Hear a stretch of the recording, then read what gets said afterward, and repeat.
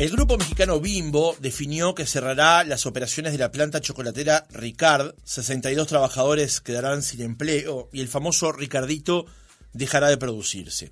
Desde el grupo Bimbo Uruguay comentaron a El Observador que la compañía tiene un compromiso a largo plazo en Uruguay desde su llegada al país hace 17 años y en línea con esa visión debió tomarse la decisión de cerrar el negocio de confitería para enfocarse en las categorías de panificación y snacks.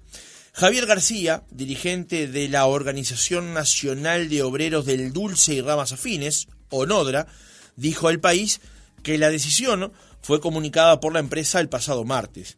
Es un cese por cierre. La planta lo que nos comunicó fue el cierre para el 30 de mayo, pero manifestó que si los trabajadores querían egresar ese mismo momento, lo podrían hacer, señaló García.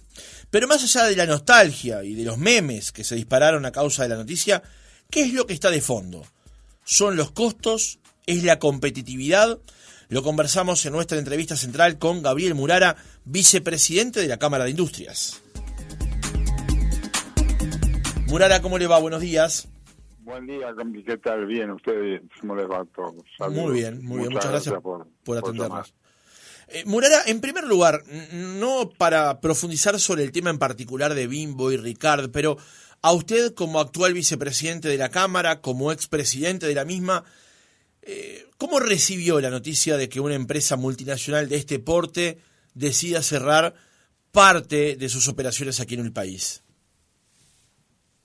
Bueno, la verdad es que uno siempre, estas noticias no son nada agradables porque, digo, además de poner un sector de la producción, como perdemos en este caso, está todo lo que viene atrás en la parte humana, del empleo, del trabajo, ¿no? Y las especialidades que se pierden con cada cierre, en este caso Bimbo como de otros, ¿no? Uh-huh. Entonces, no es nada agradable, pero desde algún punto de vista es esperable que pase esto y que sigan pasando en algún tipo de industria. Posiblemente el alimento sea de la más complicada, pero también está la perfumería, cosmética, otros productos farmacéuticos, que hoy están frente a una Argentina que tiene un doble tipo de cambio así, de un 100%, con diferencias enormes, contra un Uruguay que además tiene un problema de competitividad que se ha venido profundizando. Uh-huh. Ya lo tiene hace años, porque yo me acuerdo cuando asumí en la Cámara en el 2017 como presidente, el primer problema que teníamos era la competitividad. Y hoy el principal problema que tenemos sigue siendo la competitividad, agravada en estos 6 años, además. Uh-huh. Bueno. Murara, entonces vayamos por partes. Usted plantea que esta situación de alguna manera era esperable. En primer lugar, plantea las diferencias cambiarias con la Argentina. ¿Cómo afecta justamente esa diferencia en el tipo de cambio con el vecino país las operaciones de las industrias uruguayas? Y bueno, yo para hacer un ejemplo lo más claro posible, digo, si uno no tuviera el doble cambio que tiene Argentina, 500 pesos contra 250, vamos a decir, el blue y el oficial, si uno tuviera que dividir en 250 todo lo que compra en Argentina, no sería tan barato como parece. Lo que pasa es que está jugando el tema de blue por la política argentina así económica, que a esta altura nos complica a nosotros y a toda la región, ¿no? De alguna manera, y que no es sostenible en el tiempo. En algún momento va a cambiar, pero mientras tanto van cayendo los macacos en el camino de producción y de empleo y de trabajo. Entonces, ahí tenemos un problema, como decía, con el doble cambio argentino y hablando solo de los oficiales y de blue, no de todos los demás tipos de cambios que tienen, que cada uno tiene una etiqueta diferente, ¿no? Después tenemos el problema interno nuestro de competitividad, que la competitividad no es solo el tipo de cambio, pero a esta altura el tipo de cambio empezó a tener mucho más relevancia, uh-huh, porque ha tenido una caída en este último año y medio, no, de un 12, 13, 14%, que lo sumamos a la inflación, y bueno, nos han encarecido 20% en dólares los costos, y sobre todo a los que tienen más valor agregado, es donde se está más perjudicado. Si vos producís algo que importás el 90% de tu costo son dólares, ahí posiblemente no esté tan afectado. Pero cuanto más valor agregado tenés dentro del país, más difícil se va haciendo cada día competir. Y ahí es donde tenemos uno de los problemas, y por eso ahí es donde uno piensa que esto va a pasar, porque hasta en los primeros años de la pandemia, 2020, 21 y 22 en parte, tuvimos unos precios de commodities, por ejemplo, muy buenos, muy altos. ¿Por qué? Porque el mundo estaba produciendo menos, estaba consumiendo mucho internamente en todos lados, porque no había muchas fronteras cerradas. Entonces cambió un poco el panorama económico ahí por los precios de los commodities y los precios también de la logística.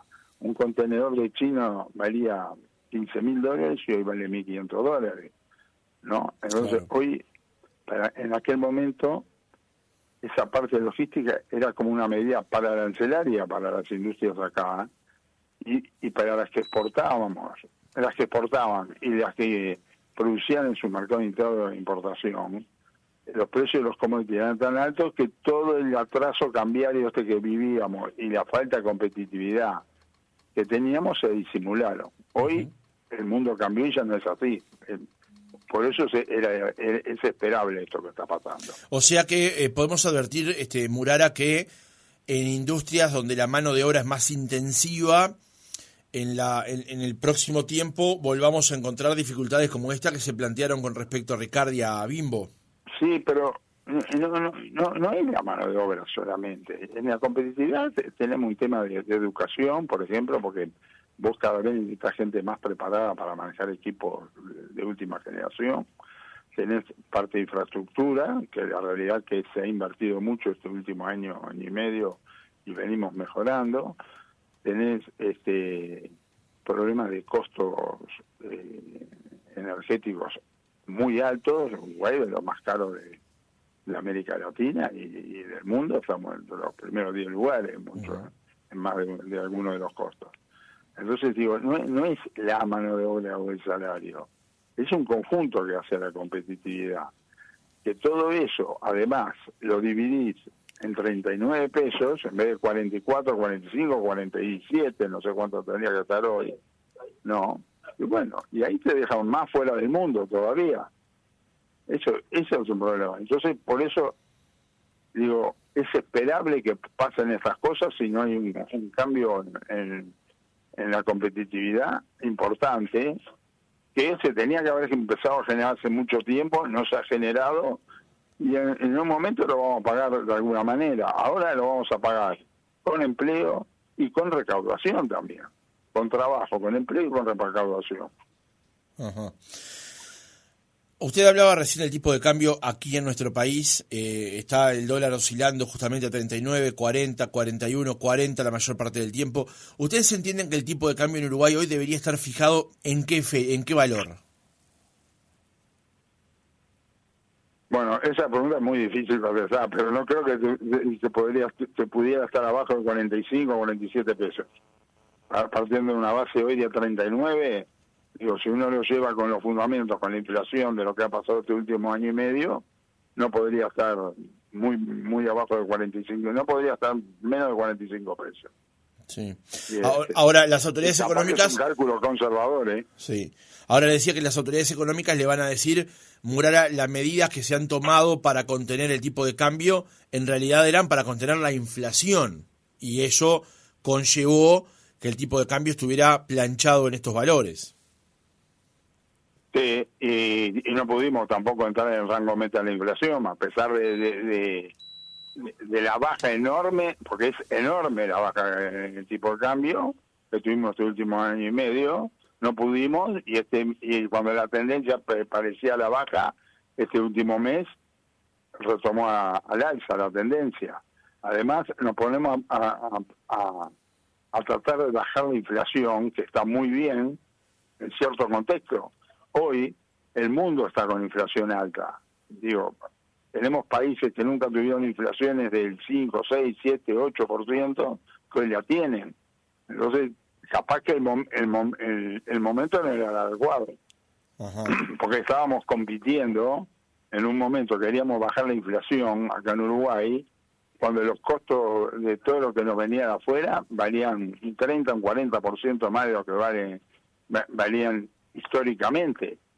Entonces, teníamos una inflación importada agregada entre el 21, 22, que era inviable poder bajarla, ¿no? Sin embargo, siempre cuál es la principal ancla que se usa, el tipo de cambio. Pero ya lo hemos vivido con varios gobiernos esto, ¿eh? Y nunca hemos podido estar un tiempo prolongado o en el rango de inflación. Entonces, ahí es donde surgen los salarios que suben, ¿no?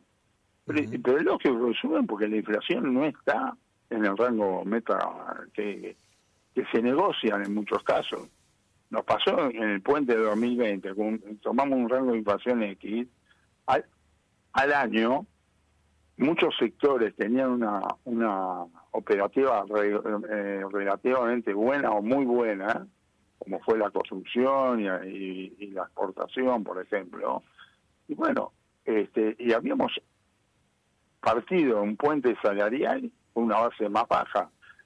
Digo, era lógico en algunos sectores ahí modificar eso, ¿no? O sea, por eso el tema salarial no es problemático, como es problemático la sumatoria de todos los problemas de competitividad, no solo y principalmente el tipo de cambio. Uh-huh. Murara, ¿cuáles son los problemas de competitividad además del tipo de cambio? ¿Cuáles son los que desde la Cámara alertan que son los temas? Porque habitualmente hablamos del tema de los costos, por ejemplo, de las tarifas públicas. Bueno, ahí tenés costos administrados que son caros. Ahí uno puede ver en Twitter la planilla que saca SEC permanentemente, ¿no? Y estamos el más caro de América Latina en gasoil, en combustible doméstico también, de los más altos del mundo, lejos. Y en la escala mundial estamos también en índices muy altos de costos. Nosotros tenemos combustible y energía muy cara. A pesar de tener mucha energía renovable, tenemos energía muy cara y tenemos combustibles muy caros. Además, repito, la parte de infraestructura que se viene arreglando mucho, porque la realidad es que uno sale un poco para afuera y ve que hay mucha obra en camino que también hace a la competitividad por el traslado de productos, de costos de flete, de salida a los puertos, también hace.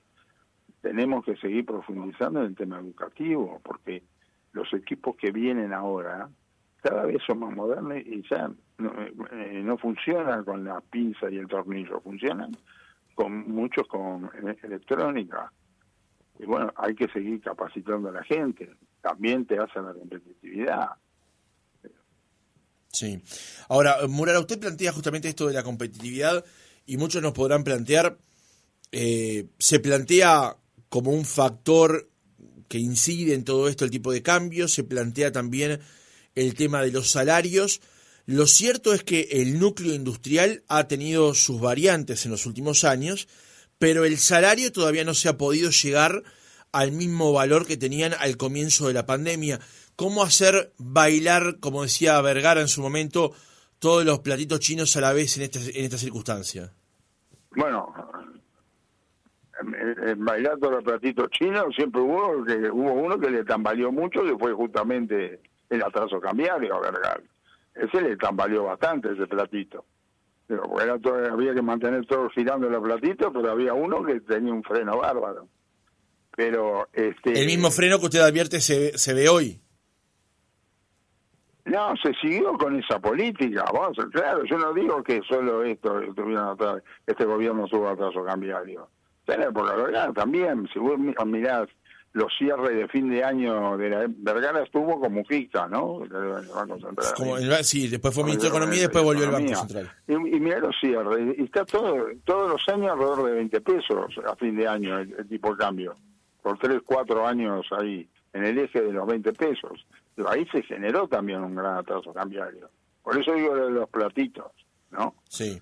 Ahora, lo que yo le planteaba es el tema del salario, porque hoy los trabajadores plantean de que los salarios reales están por debajo del 2020. Los trabajadores plantean, en algunos casos tienen razón y en otros hay que estudiarlo, porque no todos los sectores ajustaron y recuperaron de la misma manera. Hay sectores que pueden estar un poco más bajos y otros que están prácticamente a nivel de recuperación. Pero también hagamos memoria que en junio del 2020, cuando se hizo la 8ª ronda, creo que fue, ahí firmamos un compromiso, el Ministerio, el PIT-CNT y las cámaras de industria, de hacer un impasse en la ronda y no ajustar el salario, porque nadie sabía dónde estábamos parados cuando se negoció esto en abril, mayo del 2020, que recién empezaba la pandemia. Sí. No existía vacuna, no existía nada, no teníamos información cierta. Ahí hubo un convenio firmado por las 3 partes que evidentemente el salario retrocedió en ese momento. Bueno, con el compromiso de que se iba a ir ajustando en el tiempo. Ahora hubo sectores que anduvieron bien o muy bien. Hubo sectores que anduvieron muy mal en todo ese periodo, que lo podemos nombrar, pero sabemos lo que es turístico, parte de servicios, y todo lo ligado a ello, por la falta de entrada internacional que hubo de turistas, ¿no? Ajá. O sea, que usted plantea, Murara, que no todos los sectores hoy de la economía tienen atraso del salario real con respecto al 2020. No todos los sectores tienen el mismo atraso. Por eso hay que analizarlos, y se está analizando. No tienen. Algunos deben estar muy cerca de estar prácticamente al día con el ajuste salarial. Hay que analizarlo. Pero lo que yo quiero plantear más que nada, que esto sabíamos que iba a ser así, porque firmamos un convenio en abril o mayo del 2020. Las 3 partes, el Ministerio, el PIT y las cámaras, todas las cámaras. Claro, pero Morales, lo que se puede advertir es que ustedes plantean, bueno, hubo un periodo puente en el que todos admitimos que iba a haber pérdida de salario, pero hoy, 3 años después de ese acuerdo, usted lo que plantea es que el tipo de cambio sigue anclado. Esto es porque se quiere o se intenta frenar el espiral inflacionario que hubo básicamente durante todo 2020 a partir de la invasión de Rusia a Ucrania, cuando aún todavía no se han logrado conseguir esa recuperación del salario. Entonces, de vuelta, volvemos al tema de los platitos chinos, ¿no? ¿Cómo hacer que el tipo de cambio sea interesante para la industria y a la vez el tipo de cambio no quede más alto, generando más inflación, absorbiendo salarios que todavía no se logran recuperar? Bueno, vamos por partes. Vamos. Primero, el tipo de cambio no es solo importante para la industria, para la industria es importante para los servicios, ¿no? Y como industria también tomemos el turismo, también es importante, porque si tenemos un tipo de cambio muy bajo, los costos son muy altos y vienen menos turistas argentinos, por lo menos de clase media. El tipo de cambio es importante hasta para el comerciante, diría yo, que esté alineado. Segundo, nosotros hicimos el convenio ese, hubo una ronda en el medio, sí, ¿no? Ahí está, esa debe ser la 8, entonces la que hicimos el convenio fue la 7, ahora es la 9, y en esa ronda todavía estábamos en la pandemia y había muchos sectores que no habían recuperado nada y que estaban a pérdida total. Lo vivimos y me refiero más que nada a todo lo vinculado a servicio y turismo, ¿no? Otros empezaron a recuperar, pero digo, la recuperación tiene que ser a partir de ahora, de esta ronda, porque en el medio Digo, nos vamos olvidando, pero acá, en la pandemia hubo sectores muy afectados. Y yo no estoy diciendo que porque el tipo de cambio esté bajo no tenemos que ajustar los salarios. Habrá sectores que podrán y otros que no podrán, según el nivel de actividad que hayan recuperado. Y bueno, y ahí va a ser la habilidad de empresarios y trabajadores de poder mantener la fuente de trabajo, ¿no? Y aunque demoremos un año y medio más en recuperar en esos sectores el salario que se fue perdiendo. Pero digo, es mucho peor perder el 100% del salario, del trabajo. No sé si me expliqué o me entreveré. No, yo lo entendí. Bueno, me alegro. Después está quienes avalen o no, o entiendan que esa es la posición correcta. Le quiero cambiar de asunto, porque usted lo manifestó en el arranque de esta entrevista, perdón, con respecto al tema del tipo de cambio en Argentina. Esto ha espoleado una situación muy delicada en la frontera, en particular a los departamentos de Salto, Paysandú y Río Negro. Y en los últimos días la Cámara de Industria emitió un comunicado donde se plantea algunos aspectos vinculados a este asunto. Y en el último párrafo dice: dada la gravedad de la situación, creemos que el gobierno tendría que decretar el 0 kilo, adecuando la normativa existente como se llevó adelante en la pandemia sanitaria por un tiempo determinado. ¿Ustedes creen que es realmente factible aplicar el 0 kilo en la frontera con Argentina? Es muy difícil implementarlo. Pero digo, nosotros de alguna manera en la Cámara tenemos que llamar la atención con lo que está pasando, y el 0 kilo era un titular que ya podía llamar muy bien la atención. Ya el tema del 0 kilo, el presidente de la República lo contestó que no lo ve viable. Pero sí tenemos que ir al 0 kilo mayorista, y con esto me refiero al contrabando. Porque uno habla de la frontera, pero ya ha avanzado más que la frontera el tema de los productos baratos y en cantidad. O sea, ya estamos hablando de productos que están entrando en forma ilícita al país como contrabando. Y luego lo que sí, si el 0 kilo no es viable de aplicar, empecemos a apretar la normativa vigente, por lo menos. Los 5 kilos cada 15 días, con un valor máximo de $300 por mes, atacar el contrabando en todos lados, en todo el país, a nivel de gobierno e intendencia también. Pero empezar a fiscalizar más y mejor los reglamentos y las leyes y los decretos que tenemos. Ahí es donde tenemos que atacar. Y además es donde vamos a tener más efecto, no en la persona que va con cruce y compra 2 kilos de azúcar o de alimentos para unos días. Tenemos que combatir más y mejor lo que es todo el contrabando. Ahora, Murara, permíteme, pues me quedó una duda. ¿Ustedes sacaron el comunicado pidiendo el 0 kilo igualmente sabiendo que era imposible de aplicar solamente para llamar la atención? No sabíamos que era imposible de aplicar, pero lo teníamos que pedir.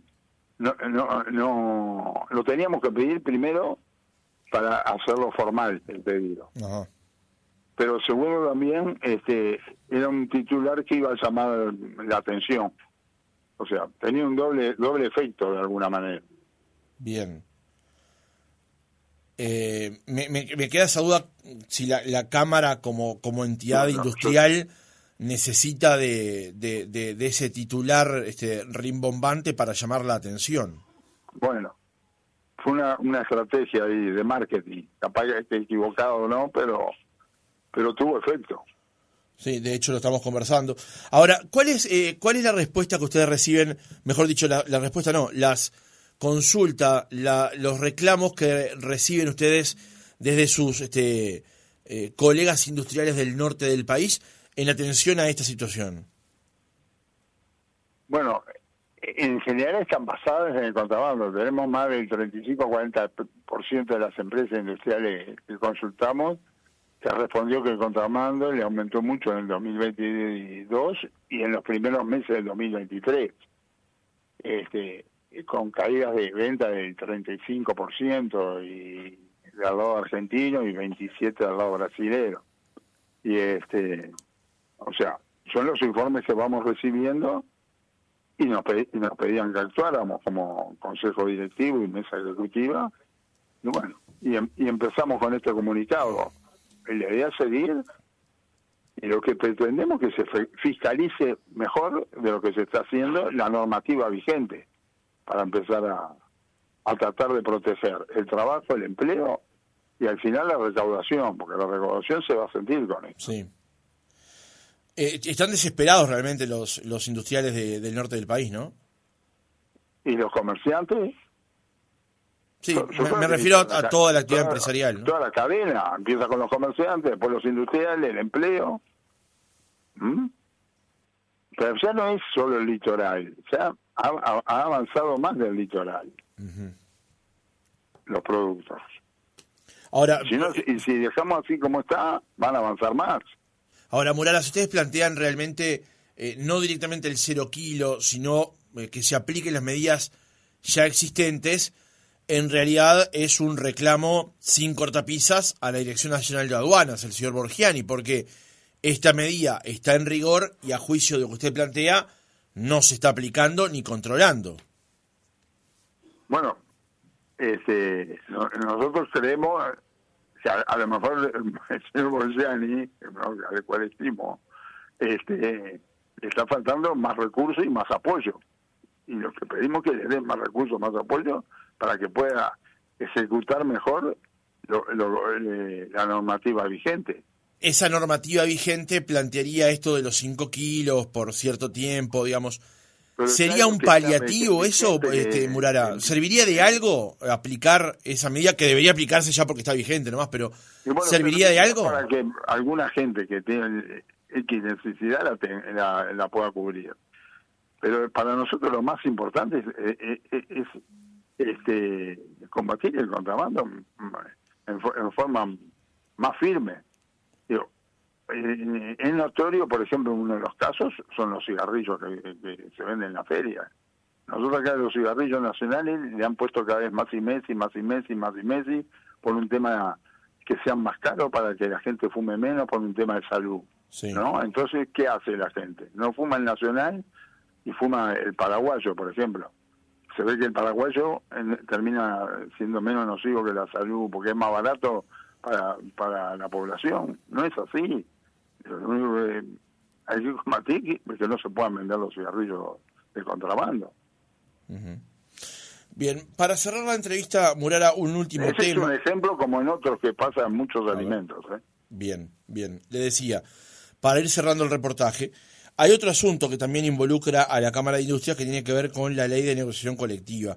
La semana pasada se votó en el Parlamento una serie de cambios a la negociación, cambios que buscaba justamente levantar la observación que hay de parte de la OIT sobre el Uruguay.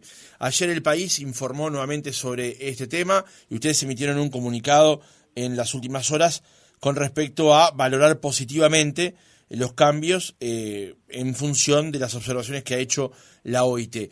A partir de eso, ¿en qué escenario estamos, Murara? Bueno, a partir de eso estamos en un escenario mejor de lo que estábamos hace una semana atrás, en general. No estamos todavía cumpliendo en su totalidad el convenio 98, porque el artículo donde creo que es el 12, que habla de los salarios mínimos tripartitos y el resto de bipartitos, no se modificó. De todas maneras, entre esta ley, que esa ley, este proyecto de ley ya había sido presentado en la administración anterior, sí, prácticamente al final, ya cuando se iban, creo que en noviembre del 2020 o fin de octubre, ¿no? Había presentado el ministro Murro con la firma de Tabaré Vázquez.